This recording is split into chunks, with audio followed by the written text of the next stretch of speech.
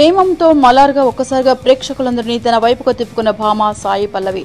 ముఖం మీద మొటిమలు, చెదరని చిరునవ్వు, పక్కింటి అమ్మాయిలా చూడగానే ఆకట్టుకునే రూపం లాంటి అంశాలు సాయి పల్లవికి కలిసి వచ్చాయి.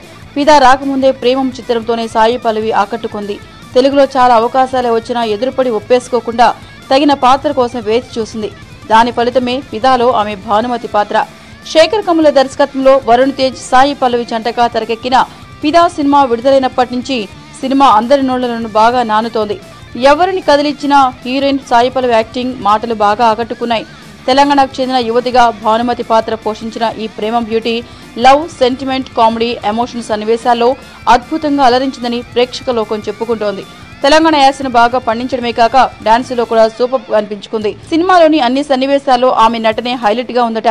ఇటు కుటుంబానికి అటు ప్రేమకు మధ్య జరిగే కొన్ని ఎమోషన్ సీన్స్ లో అయితే పల్లవి ప్రేక్షకులను ఫిదా చేసేసిందట.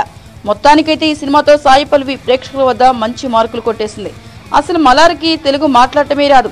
అలాంటిది ఈ భామకు తెలంగాణ యాసను అంతలా వంట పట్టించింది ఎవరా అని ఇప్పుడు అందరూ అనుకుంటున్నారు. అది మరెవరో కాదండి, భానుమతిని సృష్టించిన డైరెక్టర్ శేఖర్ కమ్ములే. తెలంగాణ భాషపై తనకున్న పట్టు కారణంగానే భానుమతితో అంత బాగా డబ్బింగ్ చెప్పించగలిగాడని అంటున్నారు. ఏంటండి, వీడియో నచ్చిందా? అయితే ఓ లైక్ వేసుకోండి, లేదంటే ఓ కామెంట్ చేయండి. ఎప్పటికప్పుడు మా వీడియోస్ చూడాలంటే సబ్స్క్రైబ్ చేసుకోండి.